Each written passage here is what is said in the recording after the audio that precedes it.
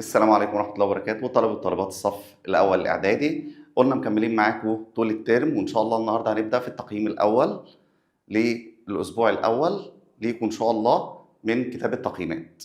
نبدأ كده على بركة الله ونقول بسم الله الرحمن الرحيم. تقييم الأسبوع الأول المجموعة ألف بيقول أجب عن الأسئلة الآتية. السؤال الأول من نص الاستماع، نص الوعي حماية، استمع ثم أجب. الطبيعي إن احنا هنسمع النص، تمام؟ طيب أنا النص موجود عندنا،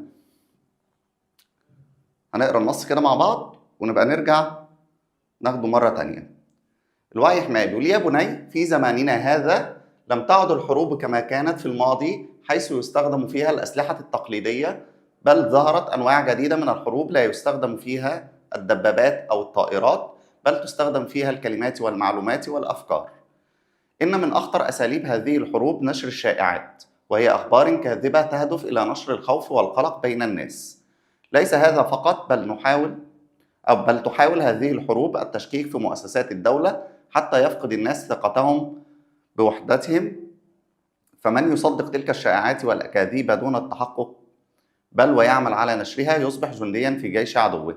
يا بني هذه الحروب تهدف إلى غايات بعيدة، وهي إضعاف الهوية الوطنية وتفكيك الدولة من الداخل بإضعاف الروابط الاجتماعية والتحلل من الأخلاق وتحطيم القيم الجميلة التي تربينا عليها، مثل الصدق والأمانة وحب الوطن، وتشجيع الفردية وحب العزلة، وتقديم قدوات سيئة للشباب في صورة مبهرة لتخدعهم وتجعلهم ينصرفون عن القدوات الحسنة من الشباب الناجح والمتعلم المبدع والمبتكر والمحب الوطني. وسلاحنا يا بني في مواجهة تلك الحروب أن نتحلى بالوعي والإدراك لما يحاكي لنا، ولا نصدق إلى أي خبر نسمعه إلا بعد التوثق من مصدره، وأن نحافظ على هويتنا ولغتنا وقيمنا التي تعلمناها من ديننا وأهلنا، وأن نفتخر بوطننا ومؤسساته، وأن نجعل انتماءنا إليه قائما على عقل وبصيرة، فمن يملك عقلا يستطيع أن يميز بين الصواب والخطأ ويكون حصنا قويا في وجه أي خطر يهدد بلاده. فما أغلى بلادنا، فهناك من يحمينا بروحه ودمه، فهل نتخاذل أن نحميها بوعينا؟ يبقى هنا بيتكلم عن وعي الإنسان، بيتكلم عن وعي الإيه؟ الإنسان. إحنا لازم ناخد بالنا، الحروب دلوقتي ما بقتش حروب دبابات وطيارات، لا ده بقت حروب فكر ووعي، عايزين يهدموا فكرنا، عايزين يبعدونا عن لغتنا وعن قوميتنا وعربيتنا ومصريتنا ودولتنا، فنخلي بالنا من النص. فأول سؤال هنا بيقول كيف تؤثر الشائعات على ثقة المواطنين بمؤسسات الدولة؟ الشائعات دي بتعمل ايه في مؤسسات الدولة؟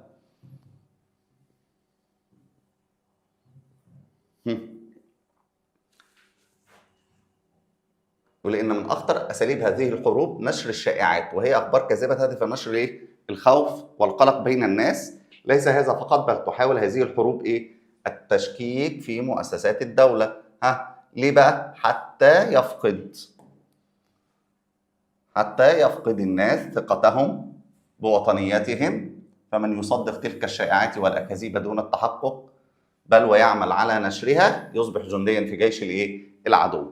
يبقى تاني، من أخطر أساليب هذه الشعوب أو الحروب نشر الشائعات، وهي أخبار كاذبة تهدف إلى نشر الخوف والقلق بين الناس. يبقى برضه بتهدف إلى نشر الخوف والقلق بين الناس. خلاص كده، وتحاول التشكيك في مؤسسات الدولة عشان الناس تفقد ثقتهم. يبقى ازاي بتعمل بتعمل على نشر الشائعات التي تهدف الى نشر الخوف والقلق بين الناس. يبقى دي اجابه السؤال رقم 1. طيب لو طلعنا من السؤال رقم 2 بيقول ما خطورة تصديق الشائعات دون التحقق من مصدرها؟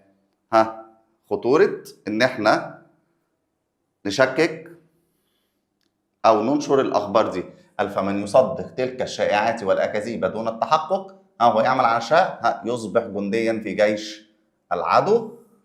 اهيت دي اجابه السؤال التاني. خلاص كده، لان هي هتحاول تشكيك في مؤسسات الدوله عشان يفقد الناس ثقتهم بوطنيتهم، فيصبح جنديا في جيش العدو. ادي نص الاستماع وادي اجاباته. طيب السؤال بعد كده من نص الجوهره المصريه الشهيد محمد ابو شقر. بيقول إن تاريخ مصر الحديث حافل بنماذج مضيئة من أبناء الوطن الذين آمنوا أن حماية الأرض وصون الكرامة واجب مقدس، فوهبوا حياتهم دفاعا عن أمنها واستقرارها. ومن بين هؤلاء الأبطال يجيء اسم الشهيد البطل محمد أبو شقرة، ضابط الشرطة المصري الذي قدم أروع معاني الشجاعة والتضحية في مواجهة قوى الإرهاب الغادر على أرض سيناء. عايز كلمة مرادفها منيرة، كلمة معناها منيرة. منيرة يعني إيه؟ مضيئة. في كلمة مضيئة هنا؟ كلمة مضيئة اهي، يبقى منيرة معناها ايه؟ مضيئة. تمام كده؟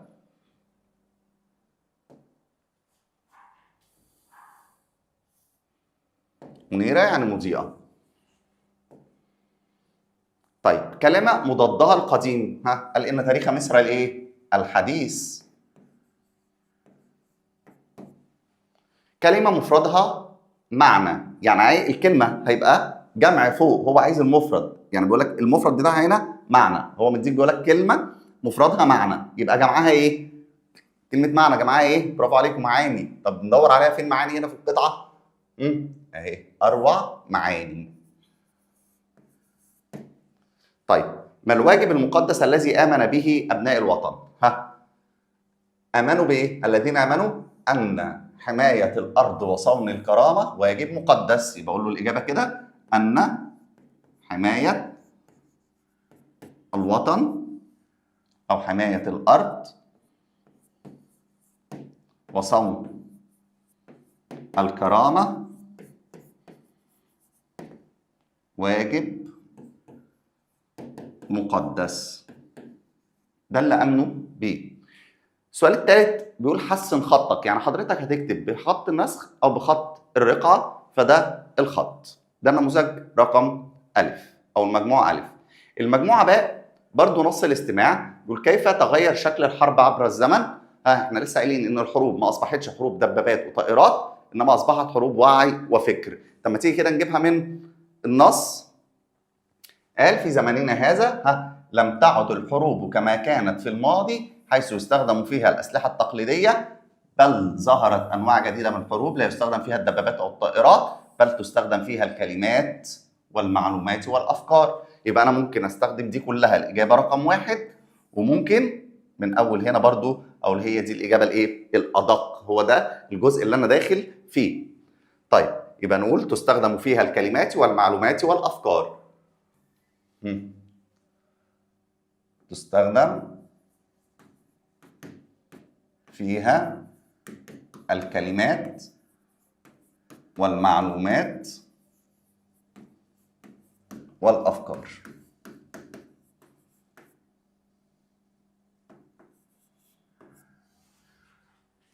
طيب ما النتائج المترتبة على تقديم قدوات سيئة للشباب؟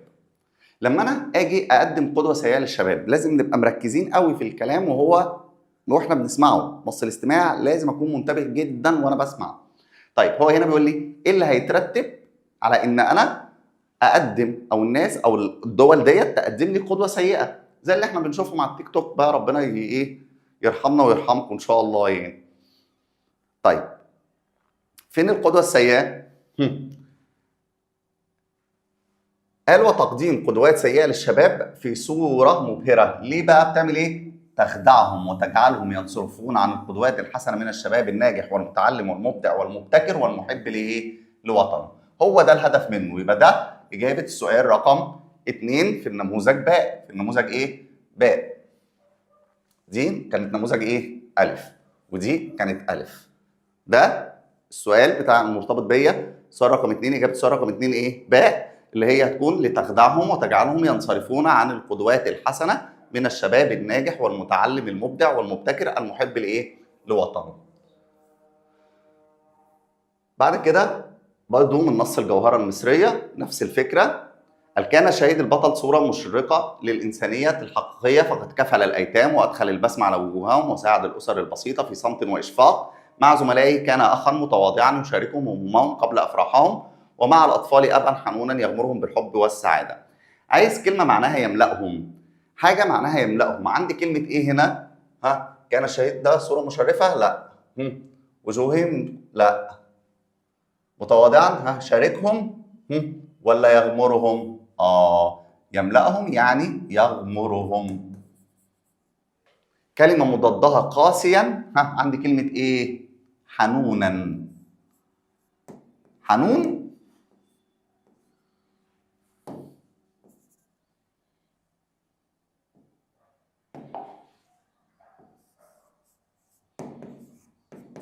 عكسها ايه؟ قاسي.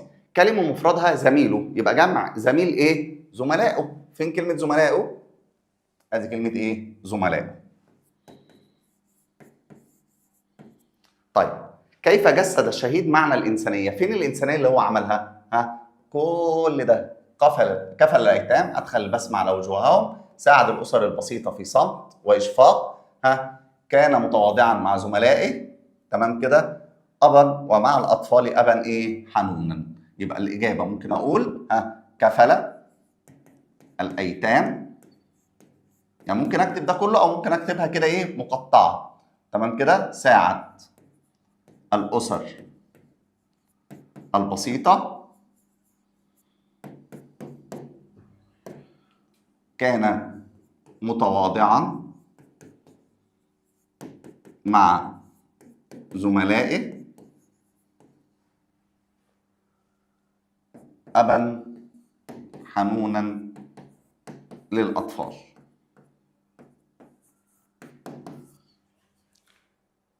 برضو السؤال الثالث عندك هيبقى سؤال الخط، فحضرتك هتكتب العبارة جسد الشهيد معنى الإنسانية بخط إيه؟ واضح ومنظم وبالراحة وإحنا بنكتب مش مستعجلين. مجموعة ج، أجب عن الأسئلة التالية، برضو نص الاستماع. كيف نواجه الشائعات؟ إزاي نقدر نواجه الشائعات اللي بينشرها العدو في بلدنا؟ أول حاجة ما نصدقش الخبر، تمام كده؟ إن إحنا ما نصدقش الإيه؟ الأخبار الكاذبة ديت، ما نساعدش على نشرها وما نساعدش على نشرها، يبقى ألا نصدق الشائعات والأخبار حتى نتأكد من صحتها. يعني ما نصدقش الشائعات والأخبار الكاذبة ديت إلا بعد ما نتأكد ونثق من إيه؟ من صحتها. إيه خطورة تصديق الشائعات دون التحقق من مصدرها؟ هنشوفها في القطعة. بيقول وسلاحنا يا بني في مواجهة تلك الحروب أن نتحلى بالإيه؟ بالوعي والإدراك لما يحاك لنا، وألا نصدق أي خبر نسمعه إلا بعد التوثق من إيه؟ من مصدره. دي إجابة السؤال رقم 1 ج. وأن نحافظ على هويتنا ولغتنا، كل ده برضو معايا إيه؟ وقيمنا التي تعلمناها من ديننا وأهلنا. وأن نفتخر بوطننا ومؤسساته. خلاص كده؟ وأن نجعل انتمائنا إليه قائما على عقل وبصيرة. فمن يملك عقلا يستطيع أن يميز بين الصواب والخطأ، ويكون حصنا قويا في وجه أي خطر يهدد بلاده. يبقى السؤال كان بيقول لي إيه فوق؟ إيه خطورة تصديق الشائعات؟ أنا لما أصدق الشائعات ديت بتهدف إلى إيه؟ فمن يصدق تلك الشائعات والكذب دون التحقق يصبح جندان في جيش الإيه؟ العدو. بس كده؟ لا. بيضعف الهوية الوطنية، بيفكك الدولة من الداخل، بإضعاف الروابط الاجتماعية والتحلل من الأخلاق، تحطيم القيم الجميلة التي تربينا عليها. كل دي إجابة السؤال رقم 2 في النموذج ج. خلاص كده يا شباب؟ طيب نروح على سؤال الجوهرة المصرية. ومن بين هؤلاء الأبطال يجيء اسم الشهيد البطل محمد أبو شقرة، ضابط الشرطة المصرية الذي قدم أروع معاني الشجاعة والتضحية في مواجهة قوى الإرهاب الغادر على أرض سيناء الطاهرة. ركز بقى معايا كده، بيقول إيه؟ عايز كلمة معناها مرادفها، يعني معناها يأتي. عندي كلمة إيه؟ يجيء. كلمة مضادها، المضاد اللي هو العكس، المخلص، عكسها الإيه؟ الغادر. عكس المخلص الغادر. كلمة مفردها معنى، لسه قايلينها فوق، المفرد معنى، يبقى الجمع إيه؟ معاني. خلاص كده؟ هي كلمة معاني. طيب ايه المقصود بالكلمة التي تحتها خط بالفقرة؟ كلمة هؤلاء دي بيقول ومن بين هؤلاء الأبطال. مين هؤلاء؟ هؤلاء ده اسم إشارة، بيشير لمين؟ الأبطال الذين ضحوا بأرواحهم فداء للوطن. السؤال الثالث برضه يا شباب، حسن خطك.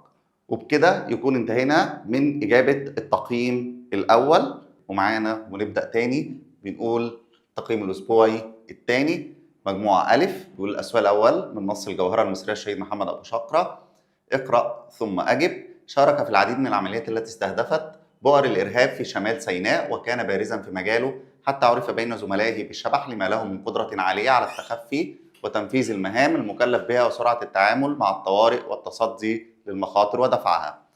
بيقول لي لماذا لقب الشهيد بالشبح؟ قال له عرف بين زملائه بالشبح ليه؟ قال لما له من قدرة عالية على التخفي وتنفيذ المهام المكلف بها وسرعة التعامل مع الطوارئ والتصدي للمخاطر ودفعها. فدي إجابة سؤال رقم ألف. ما طبيعة العمليات التي شارك فيها؟ هل شارك في العديد من العمليات التي استهدفت بؤر الإرهاب في شمال سيناء؟ دي إجابة سؤال رقم باء. استخرج من الفقرة أسلوبا مؤكدا. احنا قلنا إن أسلوب التوكيد بأكد بإيه؟ قال بأكد بإن، بأكد بأن، بأكد بإنما، بأكد بقد، قد والفعل الماضي طبعا، بأكد بلقد اللي هي اللام وقد، وممكن بأكد بإن واللام، دي اسمها أدوات الإيه؟ التوكيد. يبقى أنا بدور على واحدة من دول. فهنا بيقول شارك في العديد من العمليات التي استهدفت بؤر الإرهاب في شمال سيناء، وكان بارزا في مجاله حتى عرف بين زملائه بالشبح لما له من قدرة عالية على التخفي وتنفيذ المهام المكلف بها ودفعها. هو مبدئيا كده هو المفروض هنا بدل حتى كان هيقول لي إيه؟ قد عرف. خلاص كده، فقد عرف بين زملائه اصل مؤكد بايه؟ بقد، لان الجمله ما فيهاش ان، ما فيهاش ان، ما فيهاش انما، ما فيش قد والفعل الماضي، ما فيش لقد، ما فيش ان والايه؟ واللام. فهو المفروض هنا بيقول ايه في مجاله؟ قد عرف بين زملائه بالايه؟ بالشبح. طيب السؤال الثاني النحو بيقول اجب بما بالمطلوب من بين الايه؟ القوسين. خلاص كده، بيقول البسه العلم مهابه كبيره. احنا اتفقنا يا شباب ان الفعل عندي الافعال المتعديه اللي بتنصب مفعولين ليس اصلهم المبتدا والخبر منح، اعطى، كسى، البس، وهب، رزق، سال، منع، حرم. تمام كده. واي فعل متعدي لمفعول واحد اقدر اعديه لمفعولين عن طريق حاجتين. ايه هما؟ الهمزه اللي هي همزه التعديه والتضعيف. فانا هنا البس بدا بايه؟ بهمزه التعديه، يبقى انا هعمل فيها ايه؟ هحذفها. خلاص كده. بيقول البسه العلم مهابه. مين اللي لبس؟ الطالب. يبقى ممكن اقول ايه؟ لبس او العلم هنا مهابه. طيب مش عايز اقول كلمه العلم، انا مش شايفها حلوه. حد هيقول لي ايه؟ طب ما ممكن نعملها ايه يا مستر؟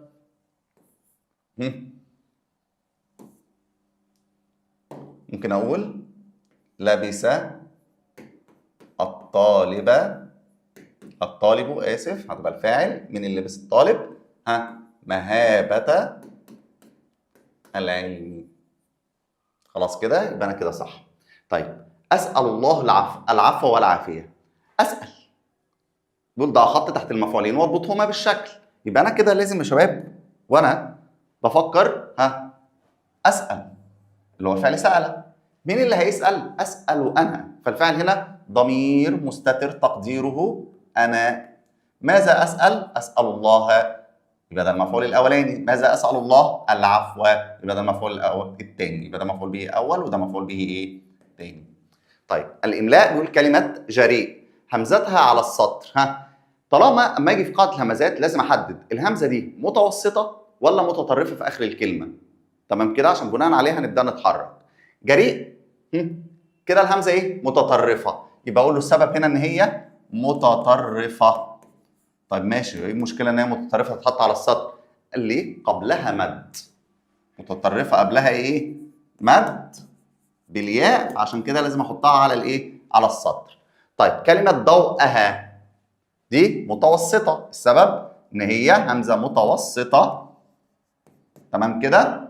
هنا مفتوحه وقبلها ايه؟ مد. مفتوحه قبلها مد.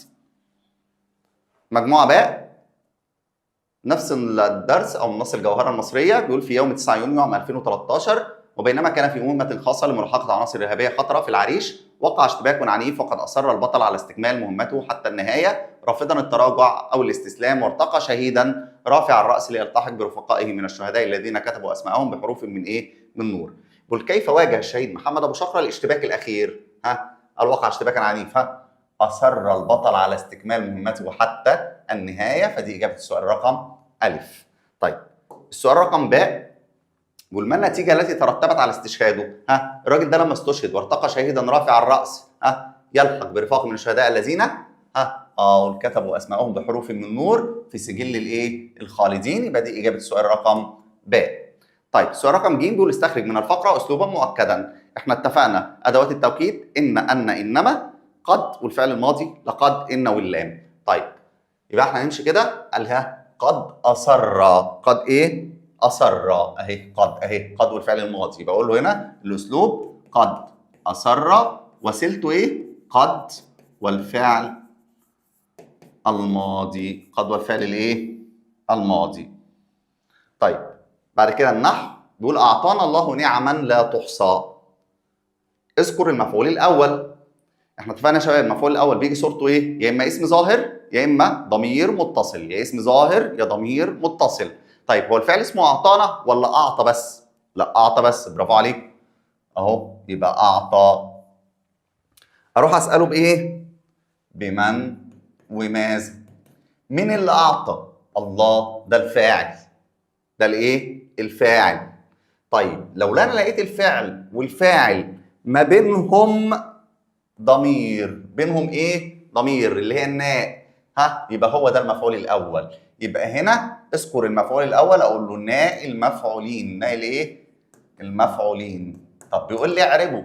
ناء المفعولين ده اسم ظاهر ولا ضمير؟ لا ضمير، والضمير دايما مبني لأن الضمائر كلها مبنية. فأقول عليه ضمير مبني في محل نصب مفعول به أول. منح الله مصر موقعا فريدا. طيب قل ضع خطا تحت المفعولين واضبطهم. منح ده الفعل، هنسأله بإيه؟ بمن وإيه؟ وماذا. يلا كده عشان نسأل بمن وإيه؟ وماذا. من وماذا. مين اللي منح؟ الله، ده الفاعل. الله منح مين؟ أو منح إيه؟ منح مصر، فده المفعول الأول. ماذا منح مصر؟ موقعا. يبقى دول الإيه؟ المفعولين. كلمة اضبطهما بالشكل يعني ضع علامة الإعراب. ضع علامة الإيه؟ الإعراب. يعني من الآخر كده وعايزك تحط إيه؟ تحط الضمة، تحط الفتحة، تحط الإيه؟ الكسرة. هي دي معنى كلمة الضبط. السؤال الثالث في الإملاء بيقول كلمة دفء. دفء أهي همزتها على السطر. ليه؟ احنا اتفقنا ان احنا نشوف هي متطرفة ولا متوسطة. خد بالك بقى معايا كده، دي الهمزة ايه؟ متطرفة. ايوه ايه بعدين متطرفة؟ قبلها حرف علة؟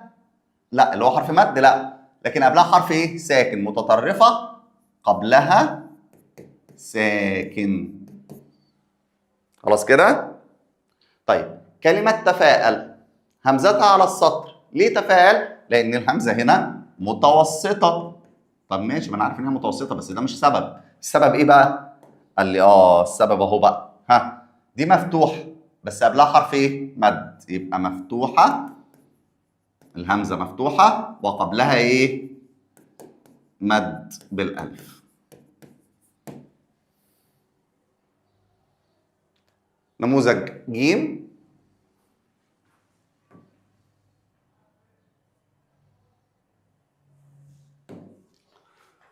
مجموعة ج بيقول أجب عن الأسئلة التالية. السؤال الأول القراءة من نص الجوهرة المصرية أن قصة الشهيد محمد أبو شقرة ليست مجرد حكاية بطل بل درس عظيم في الولاء والانتماء وحب الوطن، فلنخلد ذكرى هؤلاء الأبطال ولنتعلم أن حب الوطن وحمايته ليست كلمات بل أفعال تكتب بالدم والعرق والتضحية والوعي وإنكار الذات. بما وصفت الفقرة وصفت، ركز، قصته. قالت إيه؟ قصة الشهيد ده إيه؟ ليست مجرد حكاية. يبقى القصة هنا إيه؟ ليست مجرد حكاية بطل بل درس عظيم في الولاء والانتماء وحب الإيه؟ الوطن. يبقى دي إجابة السؤال رقم ألف. طيب نروح للسؤال رقم باء. بيقول ماذا نتعلم من قصص الأبطال؟ قال نتعلم إيه؟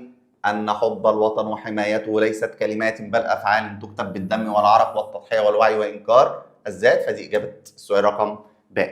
استخرج من الفقره اسلوب مؤكد وبين وسيلته للسائلين. ان انما قد والفعل الماضي، ولقد وان والايه واللام. طيب بدا بايه؟ ان قصه الشهيد. برافو عليكم. حد تاني هيقول لي طب ما في عندي ان حب الوطن، اقول له برضه برافو ايه عليك، الاثنين صح، دي او دي كلاهما ايه صح. فلو قلت ان قصه اسلوب مؤكد بايه؟ بان. مؤكد بايه؟ بان. حد تاني شطور كده يقول لي ان حب الوطن اقول له مؤكد بايه؟ بان. خلاص كده دي بان. طيب النحو بيقول اجب بما مطلوب بين القوسين. وهب الله الجندي سلاحا، بيقول لي ثني المفعولين، يبقى انا لازم احدد المفعولين.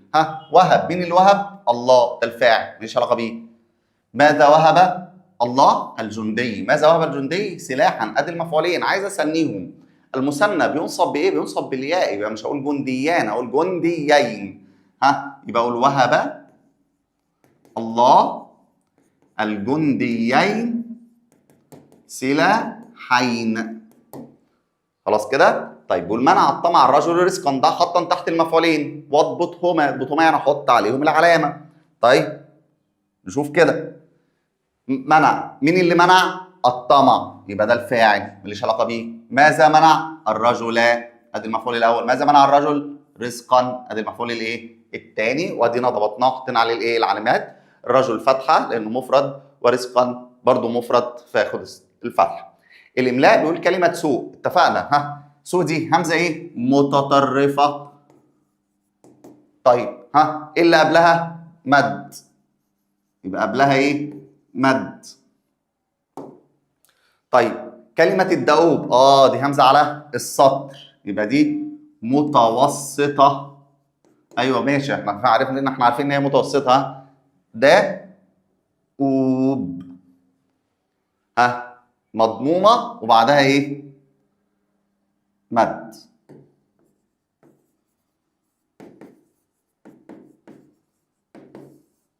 مد بالواو، بعدها مد بالايه؟ بالواو.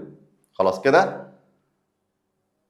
وبكده نكون انتهينا من التقييم الاسبوعي الثاني، ويلا بينا نبدا التقييم الاسبوعي الثالث.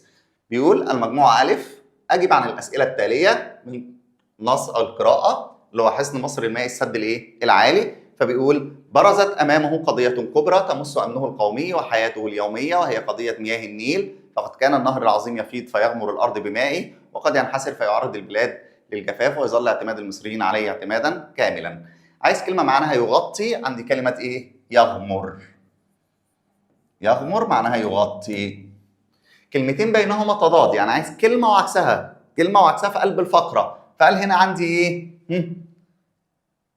الجفاف. لا، عندي ينحسر وعندي يفيض. عندي ينحسر وعندي يفيض، يبقى الكلمتين يفيض وينحسر. ادي الكلمتين اللي بينهم تضاد. كلمه جمعها قضايا، برافو عليكم كلكم شاطرين. كلمه ايه؟ قضيه.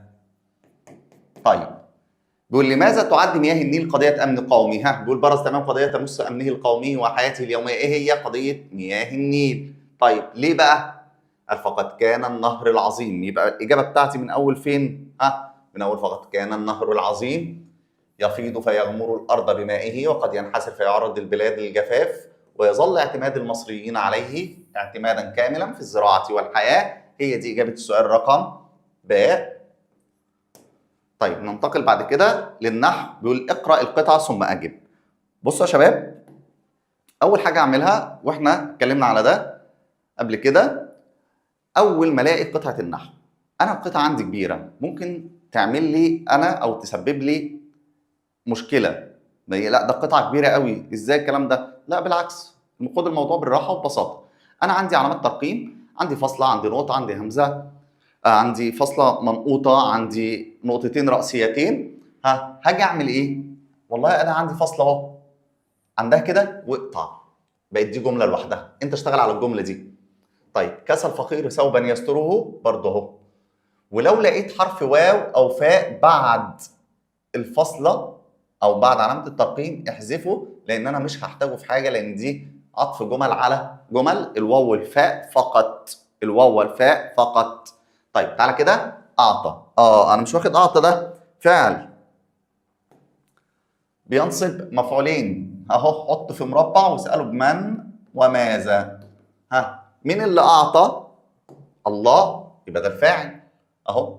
ماذا اعطى الانسان؟ يبقى ده مفعول به اول. ماذا اعطى الانسان عقلا؟ يبقى عقلا هتتعرب مفعول به ثان منصوب وعلامه نصبه الايه؟ الفتحه، لانه ايه؟ مفرد. طيب كسى، مين اللي كسى؟ الله. طب هو الله هنا موجود؟ لا، يبقى الفاعل فين؟ ضمير مستتر تقديره وهو عايد على مين؟ على الله. كسى ايه؟ كسى الفقير. يبقى الفقير هنا هو المفعول به الايه؟ الاول، يبقى بقول عليه مفعول به اول منصوب بالفتحه لانه ايه؟ مفرد. منصوب علامه نصبه الفتحه لانه ايه؟ مفرد. طيب ادينا عربنا الكلمتين اللي في القطعه. بيقول البس اليتيم حله. لسه قايلين ان الفعل بيتعدى بالهمزه وبالتضعيف، فانا لو عايز احوله من نصب مفعولين لمفعول واحد احذف الهمزه. احذف الايه؟ الهمزه، فاصبحت الجمله بقول عليها لبس اليتيم حلة. لبس اليتيم ايه؟ حلة. طيب الاملاء بيقول صوب الاخطاء. طيب الله مساءكم. بصوا يا شباب، لما يجي لي اخطاء في الاملاء انا باخد على الدروس اللي موجوده عندي، فهو هيجيب لك من دروس المنهج. خلاص، فانت درست الهمزه المتوسطه والمتطرفه. وغفر اخطاءكم ورزقكم من كل شيء اجمل. طيب مش دي همزه متوسطه وقبلها مد؟ واحنا اتفقنا لو قبلها مد هعمل ايه؟ احطها على السطر، لان مد بالايه؟ بالالف. مساءكم. طب ما هي نفس الفكره، مفتوحه ما قبلها ايه؟ مد، تبقى اخطاءكم. شيء دي متطرفه بقى، وقبلها مد بالياء، تبقى ايه؟ على السطر، تبقى على الايه؟ على السطر. مجموعه باء بيقولوا بالرغم من ان السد اسوان الذي بني عام 1899 حتى 1902 ساعد في حجز جزء من المياه النهر وتنظيمها، الا انه لم يكن كافيا لتحقيق امال المصريين، اذ ظل عاجزا عن مواجهه الفيضانات او توفير المياه في سنوات الشح والجفاف، وكما لم يوفر الكهرباء. عايز كلمه مضادها قادرا. عندي ايه كلمه مضادها قادرا؟ عندي كلمه ايه؟ عاجزا. ظل عاجزا. كلمتين متضادتين، يعني كلمتين عكس بعض. قال لي ايه؟ فيضانات والجفاف. يبقى الجفاف والايه؟ والفيضانات. طيب كلمه جمعها سدود، يعني السدود دي مفردها ايه؟ سد. ايه اوجه القصور؟ كلمه اوجه قصور يعني ما حلش كل المشكله، لسه عنده جزء ما اتحلش، حل جزء من المشكله لكن ما حلهاش كلها، يبقى في قصور. خلاص كده؟ طيب ايه القصور اللي هنا؟ قال الا انه لم يكن كافيا.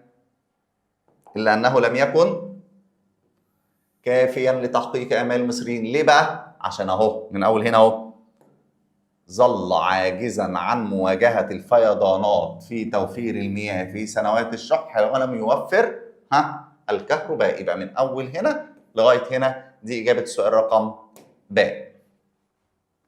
طيب نروح لقطعه النحو.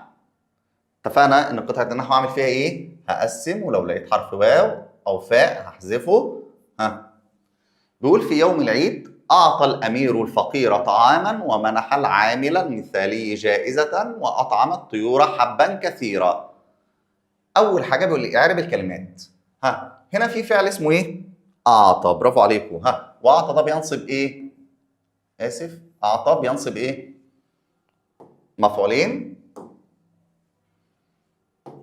اعطى بينصب ايه؟ مفعولين، فهسأله بمن وايه؟ وماذا؟ مين اللي اعطى؟ الامير، ده الفاعل. ماذا اعطى؟ الفقير، ده المفعول الاول. ماذا اعطى الامير الفقير؟ طعاما. يبقى طعاما هنا تعرب مفعول به ثان منصوب بالفتحه لانه ايه؟ مفرد. منح. مين اللي منح يا شباب؟ الامير. طب هل هنا في الامير؟ لا. يبقى الامير الفاعل هنا ضمير مستتر تقديره هو عايد على كلمه الامير. طيب ماذا منح الامير؟ منح العامله. يبقى دي مفعول به ايه؟ اول منصوب وعلامه نصبه الفتحه لانه ايه؟ مفرد. اطعم الطيور حبا. مين اللي اطعم؟ هو الامير. خلاص كده. طب ما انا عندي هنا همزه تعديه وهو بيقول لي خليه متعدي مفعول واحد، يبقى هعمل ايه في همزه التعديه يا شباب؟ قلنا هنعمل فيها ايه؟ هنحذفها. طعم الطيور حبا. طب الطيور دي مؤنثه او جمع تكسير يعني، وجمع التكسير بيعمل معامله المؤنث، فاقول ايه؟ طعمت الطيور حبا.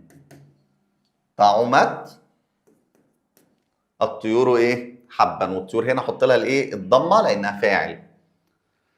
الاملاء صواب الاخطاء، احنا اتفقنا ان اخطاء الاملاء كلها عندي هتبقى في الهمزات، فانا همشي كلمه اضاء بتكتب كده، دؤوب تكتب كده، ضوء تكتب كده، لا. يبقى هنا دول الثلاث اخطاء اللي عندي. طب ايه الصح بتاعهم؟ اضاء. دي همزه متطرفه قبلها مد بالالف، يبقى تتحط على السطر. الدؤوب الهمزه مضمومه وقبلها مفتوح، يبقى هنكتبها ايه؟ الدؤوب. احطها على الواو لان الضمه اقوى من الايه؟ من الفتحه. منح ضوءه، دي همزه متوسطه مفتوحه وما قبلها ساكن، تبقى ايه؟ ضوء تتحط على السطر. مجموعه جيم بيقول بدأ العمل في بناء السد العالي عام 1960 وافتتح عام 1971، ومنذ ذلك الوقت أصبح السد العالي حصنا يحمي مصر من الفيضانات ومن الجفاف، حيث يخزن مياه نهر النيل في بحيرة ناصر أكبر بحيرة صناعية في العالم. هات من الفقرة كلمة معناها يحفظ. عندي كلمة إيه؟ يحمي. كلمتين متضادتين لسه قايلينهم، فيضانات والإيه؟ والجفاف. يبقى الجفاف والإيه؟ والفيضانات. كلمة جمعها الأوقات، برافو عليكم، الوقت. طيب كيف أصبح السد العالي منذ افتتاحه عام 1971 أصبح إيه؟ قال أصبح السد العالي حصنا يحمي مصر من الفيضانات حيث يخزن المياه في بحيرة ناصر، أو لغاية هنا لغاية الجفاف. تمام كده؟ يبقى دي إجابة السؤال رقم ب. طيب السؤال الثاني النحو بيقول اقرأ ثم أجب. احنا لسه متفقين ان احنا اول حاجه هنعمل ايه؟ هنقسم القطعه بتاعتنا لجمل بعد الفصلات. في حرف واو هنا احذفه، اهي فاصله وبعديها حرف واو احذفه. طيب هنا الكلمه اللي انا عايز اعرفها في الجمله دي منحه خصما، واحنا لسه متفقين اي فعل يتصل به ضمير هاء الغيبه كاف الخطاب ياء المتكلم ناء المفعولين، ده على طول بالنسبه لي المفعول الاول. ما هو مين اللي منح؟ التاجر. ماذا منح؟ منحه اللي هو الزبون. ماذا منحه؟ خصما. يبقى دي مفعول به ثاني منصوب وعلامة نصبه الايه؟ الفتحة لأنه مفرد. طيب هنا بيقول ألبس. مين اللي ألبس؟ المفروض التاجر. طب هل في تاجر هنا؟ لا، يبقى الفعل ضمير مستتر تقديره هو. ألبس هو. ماذا ألبس؟ ألبس صديقه، يبقى ده المفعول الايه؟ الأول. ماذا ألبس صديقه؟ خاتما. يبقى خاتما برضو هنا مفعول به ثاني. ثان منصوب بالايه؟ بالفتحه لان خاتم مفرد. البس صديقه خاتما. اجعل الفعل متعدي المفعول واحد. احنا لسه قايلين هنا في همزه التعديه، يبقى اعمل فيها ايه؟ احذفها، فاقول لبس الصديق. لبس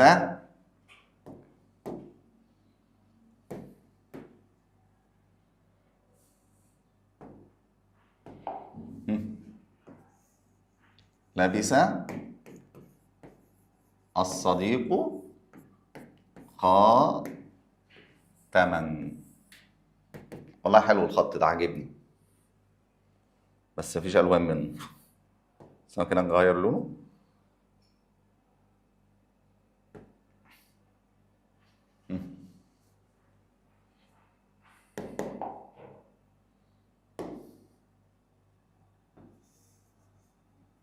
لبس. ده نكتبها لكم بخط عادي عشان ايه ما تتلخبطوش. لبس الصديق خاتما. وبكده نكون انتهينا من التقييم الثالث الاسبوع الرابع نموذج ألف. يلا بينا على طول. بيقول كتب أبو العيناء إلى أبي الصقر إسماعيل وزير المعتمد، بيقول أنا أعزك الله طليقك من الفقر ونقيضك من البؤس، أخذت بيدي عند عثرة الدهر وكبوات الكبر، وعلى أي حال حين فقدت الأولياء والأشكال والإخوان والأمثال الذين يفهمون من غير تعب، فحللت عقدة الخلة ورددت إلى بعد النفور النعمة، وقد استصعبت علي الأمور وحاطت بي النوائب، فأحسن الله جزاك وأعظم حماك وأعاذني من فقدك وحماك، فقد أنفقت علي مما ملكك الله، وأنفقت من الشكر ما يسره الله لي، والله عز وجل يقول لينفق ذو سعة من سعته، لا أزال الله عن هذه الأمة ما بسط فيها من عدلك وبث فيها من رفدك. مفرد كلمة النوائب، برافو عليكم، هي كلمة النائبة. كلمة الإيه؟ النائبة هي اللي إيه؟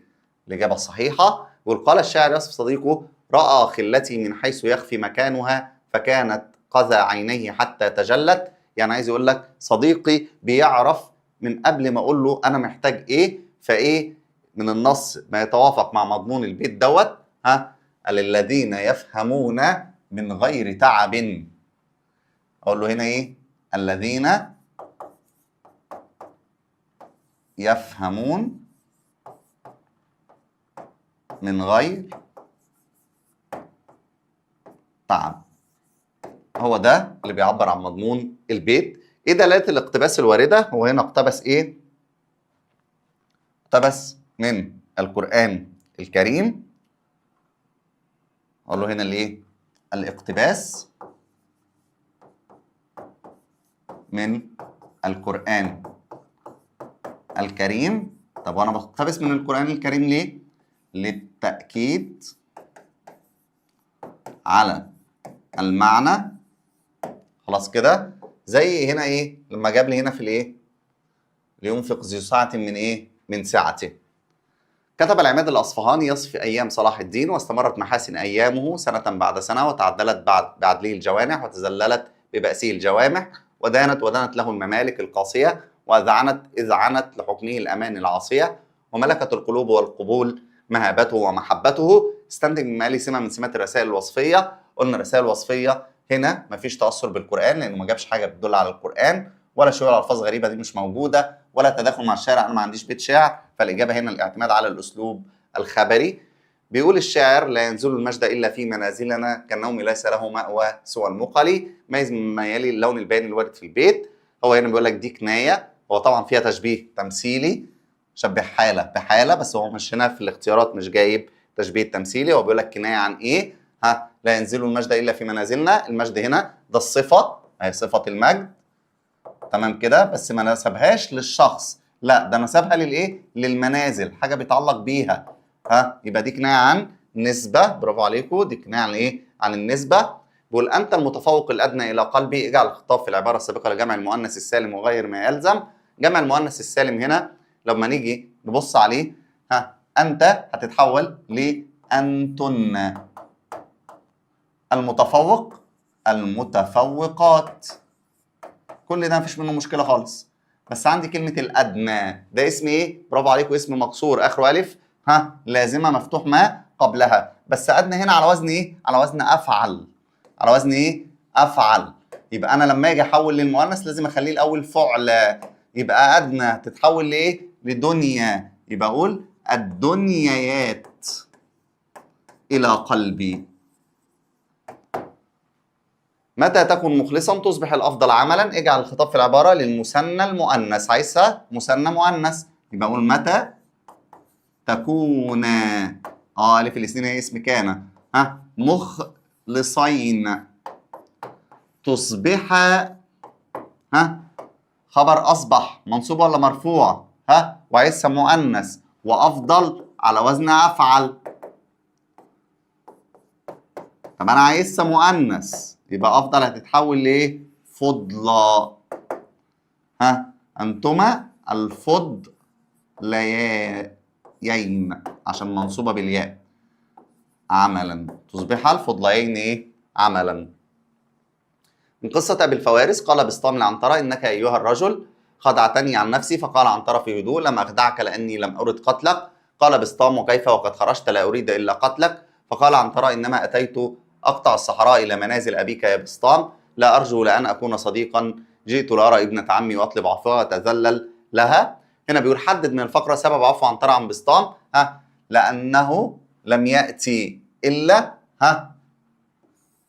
ليرى ابنة إيه؟ عمه، أو لأنه لم يأت إلا لرؤية ابنة عمه ويطلب عفوها. هو ده سبب ان هو عفى عنه، لان مفيش بينه وبينه ايه؟ اي كراهيه ولا اي عداء. طيب النموذج رقم باء بيقول يقول بديع الزمان الهمزاني حدثنا عيسى بن هشام قال بينما انا بمدينه السلام قافلا من البلد الحرام على شاطئ الدجله اذ انتهيت الى حلقه رجال مزدحمين يلوي الطرب اعناقهم ويشق الضحك اشداقهم حتى وقفت بمسمع صوت رجل فاذا هو قراد يرقص قرده، بيرقص القرد بتاعه يعني عفوا، ويضحك من عنده وقد أشرقني الخجل بريقه وأرهقني المكان بضيقه. قمت وقد كساني الدهش حلته ووقفت لأرى صورته فإذا هو والله أبو الفتح الأسكندري. فقلت ما هذه الدناءة ويحك، فأنشأ يقول الذنب للأيام لا لي فاعتب على صرف الليالي. حد من مالي دلالة قوله ويشق الضحك أشداقهم، هنا تعبير بيدل على شدة الضحك، الناس مستمتعة جدا وعمالة بتضحك، يبقى ده ألم وبكاء؟ لأ. ده كسرة غناء؟ لأ. ده كناية عن شدة المرح والإيه؟ والمزاح. فإذا هو والله هنا إيه؟ نتيجة. ابحث في الإنترنت عن الفن الذي تميز فيه بديع الزمان. بديع الزمان الهمزاني في حاجة اسمها المقامات، وهو اشتهر بحاجة اسمها المقامات الحلوانية، تمام كده؟ والمقامات دي سماتها إيه؟ قال لي كسرة السجع، التداخل مع الشعر، كسرة السجع والتداخل مع الشعر دي أهم سماتها. طيب قال ابن ظهيرة المخزومي وأما القاهرة بالخصوص فبلد عظيم الشأن وكرسي الإمام وبغية الإسلام، والدليل على شرفها وعظمها اتخاذ الملوك لها دارا وبيت المال بها قرارا وجيوش الإسلام لها استقرارا، ورحل إليها ونشأ بها واستوطنها العلماء الأعلام والسادة من أولياء الله الكرام وأهل الفضائل والصناعات البديعية. استنتج الفن النثري الذي يمثله النص السابق. ده فن اسمه إيه؟ هنا بيتكلم عن القاهرة، يبقى دي الرسائل الوصفية، يبقى ده فن اسمه الرسائل الايه؟ الوصفيه. سمتين من سماته كسرة المحسنات وبخاصة السجع. طيب الاعتماد على الأسلوب الخبري، دي أهم إيه؟ سماته. طيب بيقول قال الشاعر ودبت له في موطن الحلم علة لها قد ضلال الرقش شر دبيبي. استخرج من البيت السابق كناية، ودبت له في موطن الحلم الحلمي يبقى موطن الحلم كناية عن موصوف اللي هي الأحلام يعني. طب سر جمال الكناية إيه؟ قلنا ثابتة، الإتيان بالمعنى مصحوبا بالدليل عليه في إيجاز وتجسيم، في إيجاز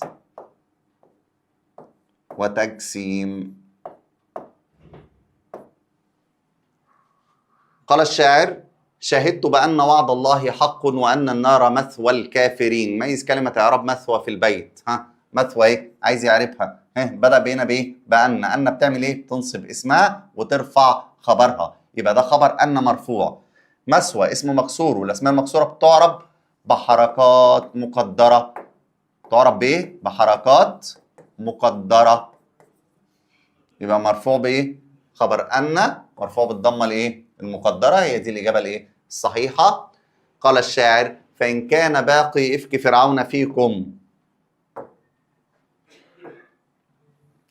فباقي عصا موسى بكف خصيب. باقي مبتدأ، عصا مضاف، موسى مضاف برضو ومضاف إليه، يبقى الكلمتين هنا مجرورين والكلمتين منتهين بألف مكسورة، يبقى الاثنين هياخدوا كسرة ايه؟ مقدرة، يبقى هي دي الإجابة الايه؟ الصحيحة. قال بسطام لعنترة إنك أيها الرجل خدعتني عن نفسي، فقال عنترة في هدوء لم أخدعك لأني لم أرد قتلك. قال بسطام كيف وقد خرجت لا أريد إلا قتلك. فقال عنترة إنما أتيت أقطع الصحراء إلى منازل أبيك يا بسطام أرجو إلا أكون صديقا، جئت لأرى ابنة عمي وأطلب عفوها وأتذلل منها. بل ما كان الرفق في شيء إلا زانه ولا نزع منه شيء إلا شانه. في ضوء تصرف عنترة اسرد بأسلوبك 3 أسطر، تقول له حل عنترة وعدم إرادته لقتل بسطام مرة تلو الأخرى إلا لأنه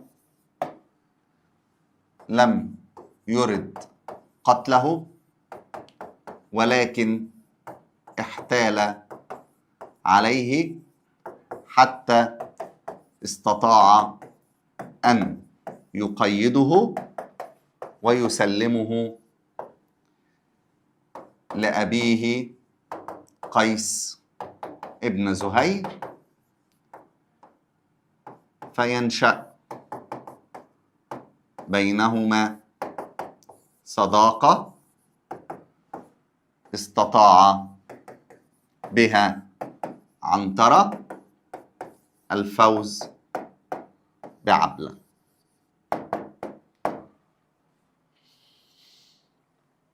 نموذج ج بيقول قال عبد الله بن المقفع في نص يتحدث فيه عن اختيار الصديق، بيقول وإذا نظرت في حال من ترتئيه لإخائك فإن كان من إخوان الدنيا فليكن حرا ليس بجاهل ولا كذاب ولا شرير ولا مشنوع، فإن الجاهل أهل أن يهرب منه أبواه، وإن الكذاب لا يكون أخا صادقا لأن الكذب الذي يجري على لسانه إنما هو من فضول كذب قلبه، وإنما سمي الصديق من الصدق وقد يتهم صدق القلب وإن صدق اللسان، فكيف إذا ظهر الكذب على اللسان، وإن الشرير يكسبك العدو ولا حاجة لك في صداقة تجلب العداوة، وإن المشنوع شانع صاحبه.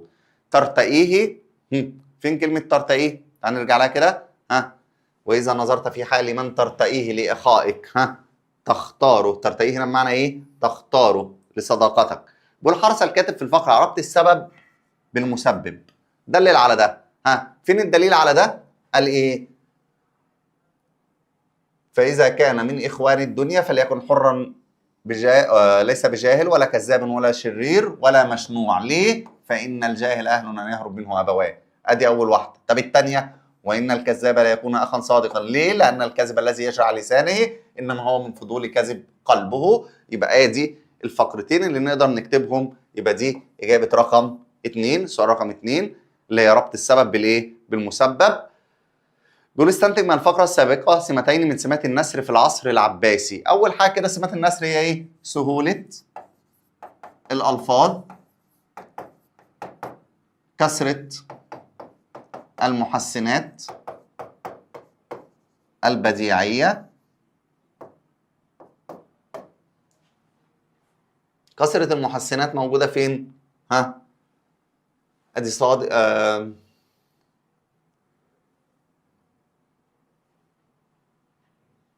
عندك مثلا ممكن تاخد الايه؟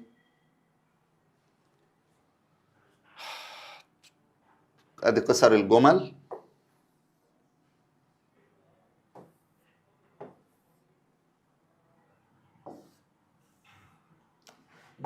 قصر الجمل، وهتجيب دليل عليها من الايه؟ من القطعه زي ما علمنا عليها فوق.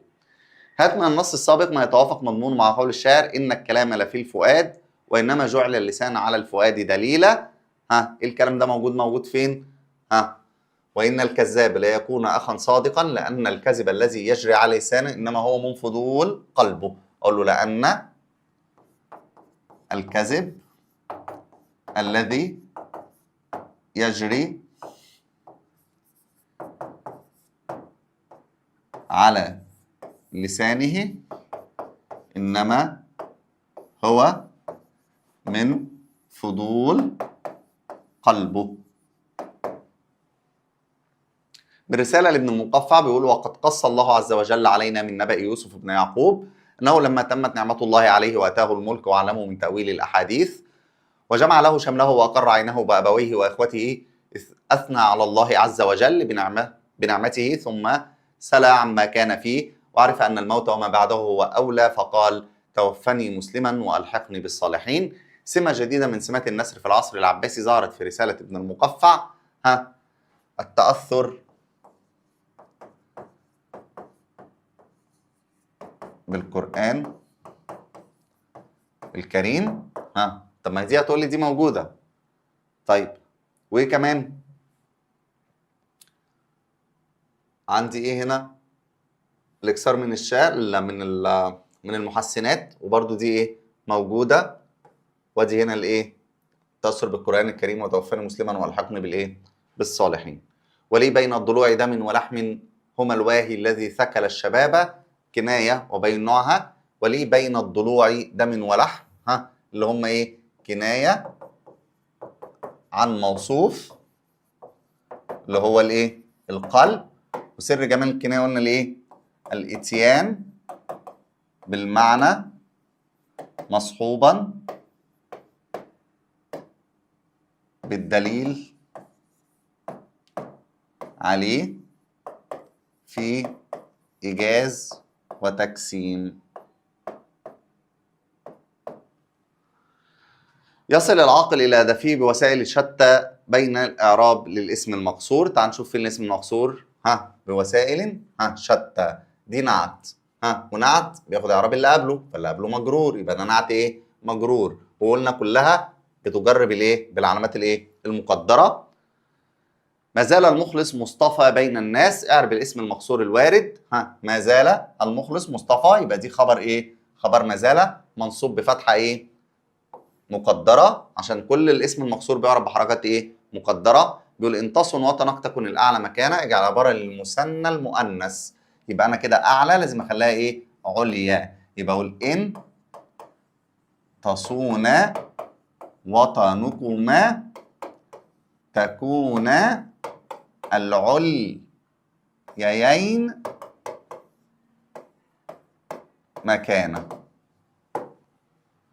قال بسطام لعنترة: انك ايها الرجل خدعتني عن نفسي. فقال عنترة في هدوء: لم اخدعك لاني لم ارد قتلك. هي نفس الفقره. الرجوع للحق خير من التمادي في الباطل. في ضوء موقف عنترة تجاه عبلة اسرد باسلوبك 3 اسطر. هتكلم ان هو لما رجع وفكر اقول ايه؟ عندما عاد عنترة لنفسه وجد أنه قد أخطأ في حق عبلة، فأراد أن يعود إليها معتذرا مبديا الندم لعلها تصفح عنه ويتذلل إليها حتى ترجع الأمور إلى مجاريها. وبكده يكون انتهى التقييم الرابع. التقييم الخامس بتاع الأسبوع الخامس. يلا كده بيقول على طول، بيقول ايه؟ المجموعة ألف: أجب على الأسئلة الآتية. القواعد النحوية: اجعل الفعل في الجمل التالية مبنيا للمجهول. قلنا عشان أبني الفعل المجهول لازم أعمل 4 خطوات. حدد الفاعل المفعول، دي أول خطوة. الخطوة الثانية احذف الفاعل. الخطوة الثالثة أخلي المفعول به نائب فاعل مرفوع، وبعد كده أحول الفاعل. يلا كده. يقرأ، أدي الفاعل. مين اللي هيقرأ؟ المراسل، ده الفاعل. ماذا يقرأ؟ التقرير، ده المفعول ايه؟ به. ادي اول خطوه. الخطوه الثانيه احذف الايه؟ الفاعل. الخطوه الثالثه اخلي التقرير دي تبقى التقرير عشان يبقى نائب فاعل. بعد كده اروح على الفعل، ده ماضي ولا مضارع؟ والله مضارع. المضارع بعمل ايه؟ بضم الاول وافتح ما قبل الاخر. يبقى اقول ايه؟ يقرأ التقرير. يبقى الجمله هتبقى يقرأ التقرير الاخباري. ارجعوا يا شباب شوفوا شرح المبني المعلوم ومبني ليه للمجهول. مش الفيديو مش طويل وسهل جدا وهيعرفك بسرعه جدا ازاي تحل. راسل الاب المسافر الابناء. ها فين الفعل؟ راسل. مين اللي راسل؟ الاب. ماذا راسل؟ الابناء.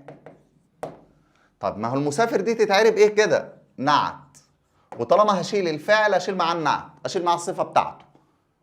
يبقى اول خطوه حددت الفعل والفاعل والمفعول. الخطوه الثانيه احذف الفاعل وما يتعلق به من النعت.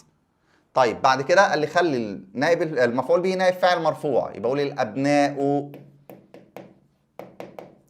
طب الفعل راسل ماضي ولا مضارع؟ ماضي. وماضي ثلاثي ولا غير ثلاثي؟ لا ده رباعي. والحرف الثاني فيه حرف عله، قلنا نعمل فيه ايه؟ يقلب واو. يبقى اقول ايه؟ روسل الابناء. روسل الايه؟ الابناء. بيقول استخرج المفعولين في كل جمله مما ياتي واعربهما. طيب ماشي. اعطيتك جائزه. اعطى ده ما بيفكرنيش بحاجه؟ بيفكرني بالافعال اللي بتنصب مفعولين ليس اصلهم من المبتدا والايه؟ والخبر. مين اللي اعطى؟ اعطيته. يبقى انا ده الفاعل. ماذا اعطيت؟ اعطيتك انت. ماذا اعطيتك؟ جائزه كبيره ده نعت. يبقى المفعول الاول عندي كاف الايه؟ الخطاب، والثاني جائزه. طيب كاف الخطاب هتعرب ايه؟ اعربه ضمير مبني في محل نصب مفعول به اول. طيب جائزة مفعول به ثاني منصوب بالفتحة. طيب الجملة الثانية منح. ما هي منح دي برضو بتنصب مفعولين. مين اللي منح؟ الله. ماذا منح؟ مصر. ادي المفعول الأول. ماذا منحها؟ نعما. يبقى مصر ها مفعول به أول منصوب بالإيه؟ بالفتحة. ونعما مفعول به ثاني منصوب بالايه؟ بالفتحه برضه لانه مفرد. طيب نحن جند النصر ابطال الدفاع يوم يدعون لنار الهول داع بأس احرارك من بأس الحديد فاثبتي كالطود في يوم الصراع. كلمه معناها النزاع والقتال هي كلمه الايه؟ الصراع. برافو عليكم انتوا كده كده حافظين المعاني. كلمه عكسها عبيدك ها احرارك. مفرد كلمه مفردها بطل ها ابطال. اشرح معنى نخوض الموت في كل البقاع. يعني نواجه الموت في كل الأماكن. ها وده يعكس الشعور بالتضحية والشجاعة. يعكس الشعور بالتضحية والايه؟ والشجاعة. بعد كده السؤال الثالث تكتب بخط الايه؟ جميل اللي هو الخط. مجموعة باء بيقول اجعل الفعل في الجملة التالية مبنيا للمجهول. نفس الأربع خطوات يا شباب. حدد فعل وفاعل ومفعول. احذف الفاعل. خلي المفعول به نائب فاعل مرفوع. وبعد كده غير الفعل. زين الورد حديقتنا. مين اللي زين؟ زين فعل. الورد فاعل. حديقتنا مفعول به. احذف الورد. حديقتنا هتفضل زي ما هي بس هنا هتبقى نائب فاعل ايه؟ مرفوع. مش هتبقى منصوبه هتبقى مرفوعه. ها زي انا ده ماضي ولا مضارع؟ ماضي. ثلاثي ولا غير ثلاثي؟ غير ثلاثي. ضم واكسر. زين. طيب هقول زين ولا زينت؟ لا زينت عشان الحديقه مؤنثه يبقى زينت حديقتنا. ها اجبت عن الاسئله. ها مين اللي اجاب؟ انا. ادي الفاعل. ماذا اجبت؟ مفيش مفعول به. ها يبقى احذف الفاعل. ها اجاب الفعل اسمه ايه؟ اجاب. ده ماضي ورباعي. وقبل الاخر ضم واكسر تبقى ايه؟ اجيب عن الاسئله. يبقى اسمها ايه؟ اجيب عن الاسئله. استخرج المفعولين في الجمله واعربهما. منحنا الامير قلاده. مين اللي منح؟ الامير. ده الفاعل. ماذا منح؟ منحنا احنا بناء المفعولين. ماذا منحنا؟ قلاده. منحنا الناء هتعرب ضمير مبني في محل نصب مفعول به أول. قلادة مفعول به ثاني منصوب بالايه؟ بالفتحة لأنه ايه؟ مفرد. طيب هنا بيقول سأل الولد أباه الدعاء، اللي هو طلب الولد من أبوه الايه؟ الدعاء. مين اللي سأل؟ الولد، ده الفاعل. ماذا سأل؟ أباه، ده المفعول به. ماذا سأل أباه؟ الدعاء، ده مفعول به ايه؟ تاني. يبقى ده مفعول به تاني منصوب بالفتحة. ها، أباه أسماء إيه؟ 5. المفعول به منصوب بالإيه؟ بالألف. منصوب بالإيه؟ بالألف لأنه من الأسماء الإيه؟ الخمسة. النصوص: فإذا باغ على الأرض رماها ترخص الأرواح والدنيا فداها ونروي بالدم بالغالي ثراها ونخوض الموت في كل البقاع ترابها ثراها. كلمة مضادها الرخيص، ها؟ الغالي.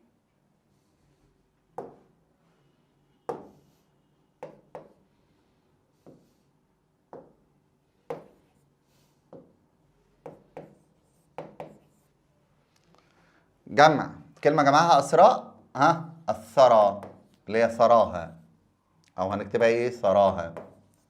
دي صح، دي صح. اشرح معنى ترخص الأرواح والدنيا، ها؟ بما يعكس حب الوطن، ها؟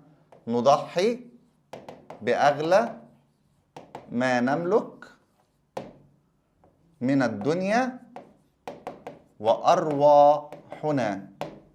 وده تعبير يعكس إيه؟ الشعور بحب الإيه؟ الوطن. مجموعة جيم: اجعل الفعل في الجملة التالية مبنيا للمجهول. ها؟ ادي الفعل شفى. مين اللي شفى؟ الله. ماذا شفى؟ المريض. احذف الفاعل والمريض تبقى المريض، يبقى نائب فاعل مرفوع. شفى ماضي وثلاثي وما فيهوش حرف عله، ضم واكسر، يبقى اقول ايه؟ شفي المريض. منح الكريم الفقراء صدقاتهم. مين اللي منح؟ الكريم، ده الفاعل وادي الفعل. ماذا منح؟ الفقراء، مفعول به. ها، ادي الكريم احذفه. منح ماضي ثلاثي تبقى منح، ضم واكسر. ها، الفقراء تبقى الفقراء. صدقاتهم، ده مفعول به تاني.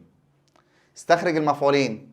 منع، مين اللي منع؟ الكريم. ماذا منع؟ الفقراء. ماذا منع الفقراء؟ صدقاتهم، مفعول به منصوب بالفتحة، وصدقات منصوب بالايه؟ بالكسرة. يبقى صدقات مفعول به ثاني منصوب بالكسرة، إنما الفقراء مفعول به أول منصوب بالفتحة.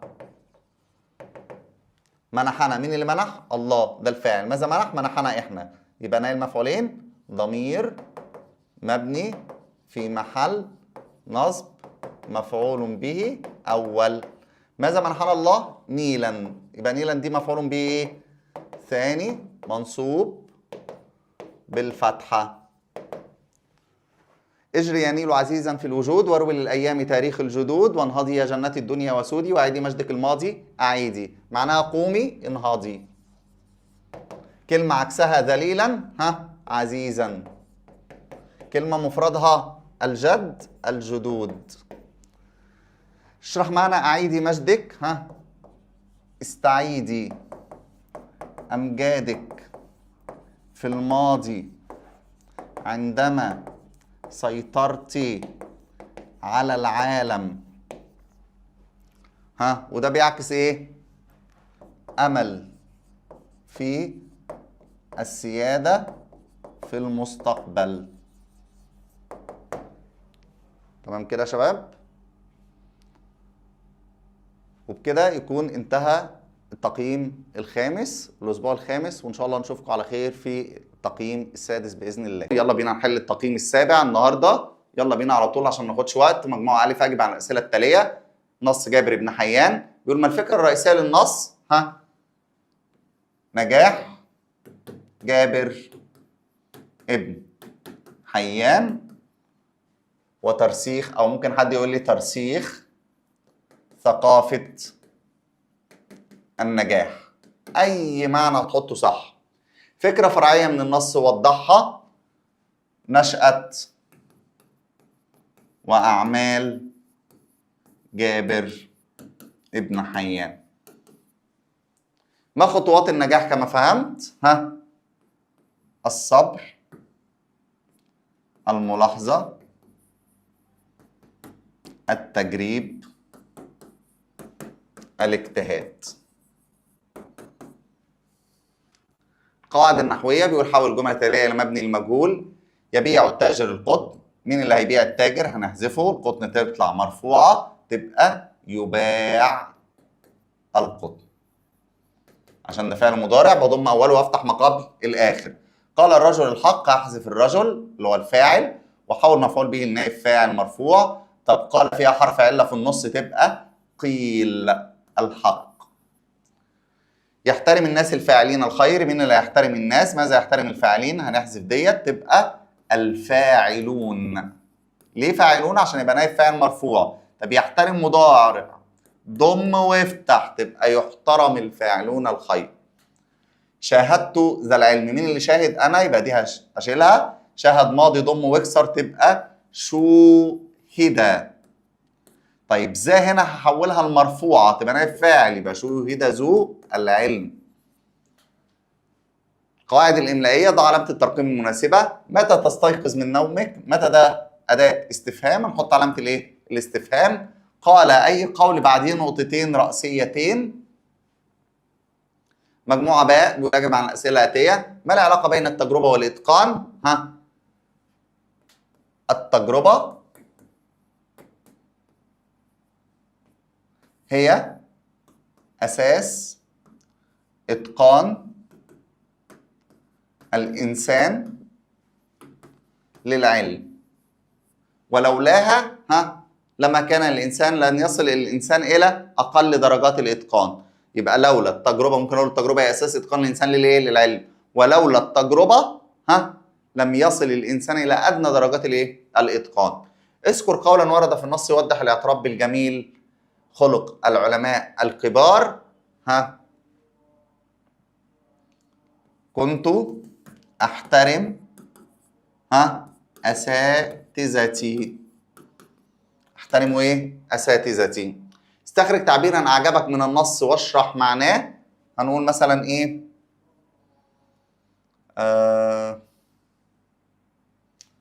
اي تعبير يعجبكم ممكن تكتبوه يعني من النص واشرح معناه. يعني ممكن مثلا نكتب ايه؟ لا يصل الانسان الى ادنى درجات الاتقان. اقول له هنا صور الاتقان بسلم له درجات مثلا.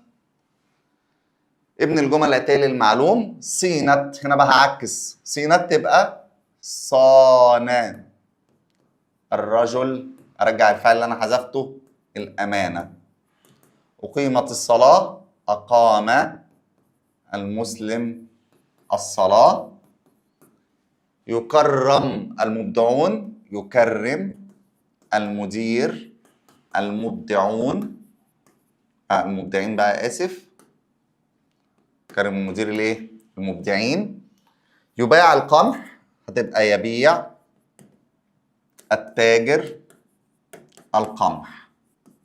هرجع يباع تبقى يبيع. مين اللي هيبيع؟ التاجر. ماذا يبيع؟ القمح. القواعد الإملائية ما أجمل، أو ما يبدأ ما أجمل دي تعجب. أشرقت الشمس وغردت الطيور، جملتين بينهم علامة فاصلة عشان جملتين متصلتين وفي حرف ما بينهم اللي هو الواو. يقول كيف حرر جابر بن حيان علم الكيمياء من الخرافة؟ بالملاحظة والتجريب. بالملاحظة والتجريب. حدد صفات الشخص الذي يصنع الفارق بينه وبين الآخرين. الصبر، الجد والاجتهاد، التجربة، الطموح.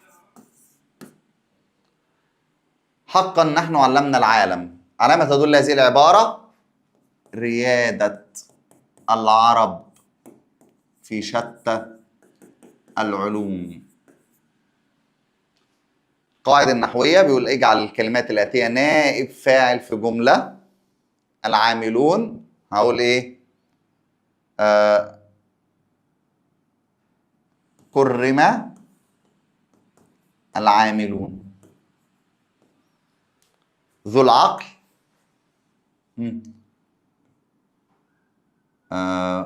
أحب ذو العقل. الطالبان نقول مثلا عوهد الطالبان على النجاح. الأمهات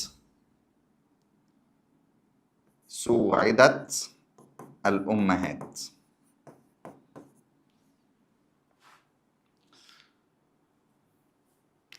بعد كده بيقول ترقيم أطيع والدي لأنال. لأنال دي هنا في علامة إيه؟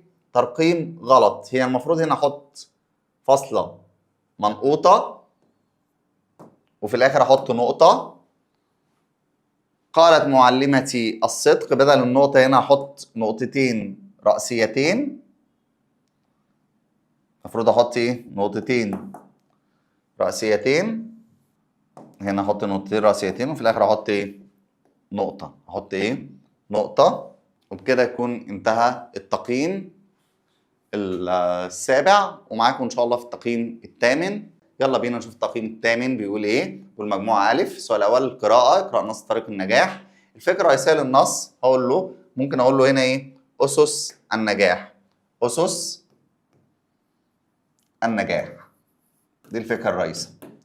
طيب استخرج فكرة فرعية. أقول له الفرق بين الطموح والطمع.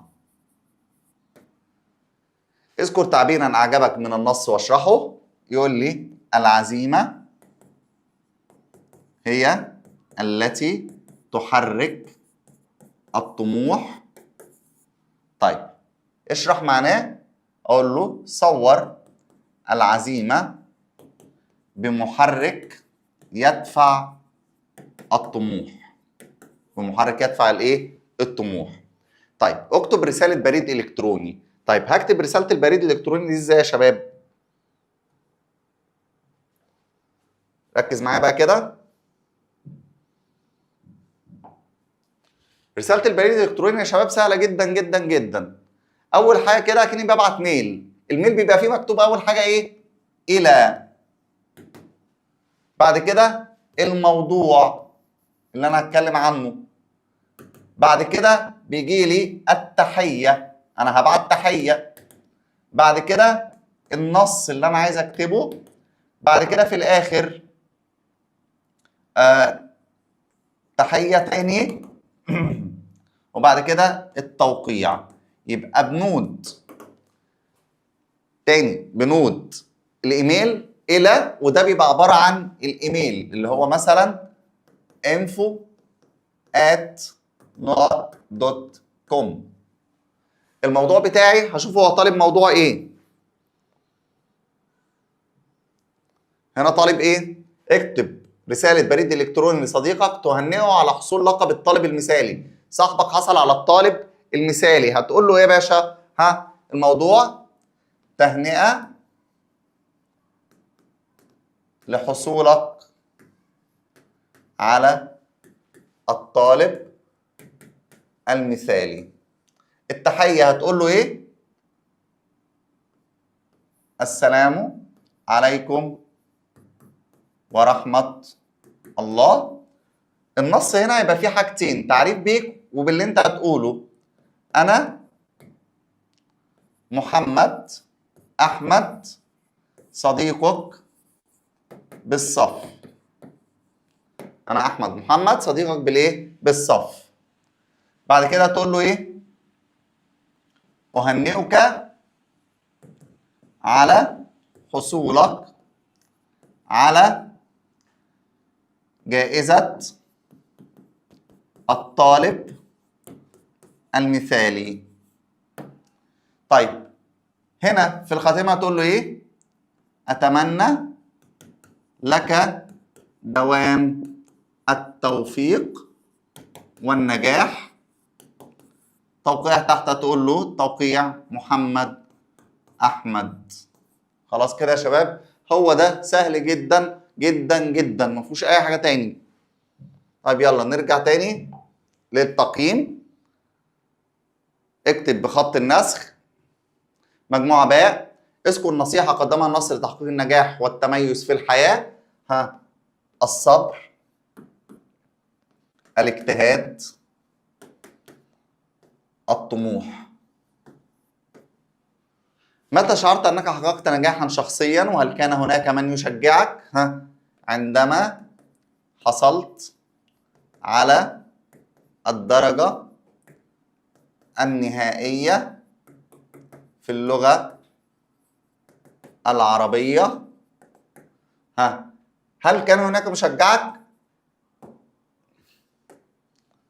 قول له نعم، أسرتي كانت تشجعني دائما. اذكر تعبيرا أعجبك من النص واشرح معناه. هناخد نفس التعبير يا شباب اللي هو الطموح هو الذي يحرك العزيمة. نصور الطموح بمحرك يحرك العزيمة. اكتب رسالة بريد إلكتروني تطلب فيها من أحد أصدقائك أن يذهب معك لزيارة المتحف المصري الكبير. نفس الفكرة، إلى info أو محمد@gmail.com أو @نقط.com عادي خالص. الموضوع دعوة لزيارة المتحف المصري الكبير. السلام عليكم ورحمة الله وبركاته. نخش بعد كده. أنا فلان الفلاني صديقك بالصف، أدعوك لزيارة المتحف المصري الجديد وذلك يوم الثلاثاء مثلا الموافق كذا الساعة كذا. تمام كده؟ أتمنى قبول دعوتي وأراك قريبا، والتوقيع تحت فلان الفلاني. مجموعة جيم. كيف يمكن أن يصبح الفشل خطوة أساسية في تحقيق النجاح؟ الفشل هو أول خطوات. الفشل أول خطوات النجاح لأنه يعلمنا ألا نقع في أخطائنا مرة أخرى. السؤال بعد كده بيقول ما أثر الأشخاص الإيجابيين في حياتنا؟ يقدمون لنا النصائح التي تساعدنا على تحقيق النجاح. اذكر تعبير مجازي من النص واشرح معناه. الطموح هو الذي يحرك العزيمة. صور الطموح بمحرك يحرك العزيمة. رسالة بريد إلكتروني من أحد مراكز الثقافة لحضور دورة تدريبية لإلقاء الشعر. عايز تطلب منهم إلى مثلا مركز ثقافي مثلا culture@nod.com. خلاص كده. الموضوع طلب الالتحاق أو طلب حضور دورة إلقاء الشعر. السلام عليكم ورحمة الله وبركاته. أنا فلان الفلاني طالب في الصف الأول الإعدادي، أريد أن أتقدم بطلب هو مدولي إيه؟ لحضور دورة تدريبية لإلقاء الشعر في مركزكم الثقافي. تمام كده. في الآخر أقول لهم أتمنى قبول طلبي والتوقيع، وانتهى الموضوع على كده. طيب اكتب بالخط النسخ وكده ينتهي التقييم الثامن. دلوقتي هنحل التقييم الأسبوع التاسع. يلا بينا كده نقول بسم الله. القواعد النحوية بيقول استخرج الحال الجملة من الجمل الآتية. يقف البطل وهو فخور بنفسه. قلنا هنعمل ايه يا شباب؟ هنسأل الفعل بكيف.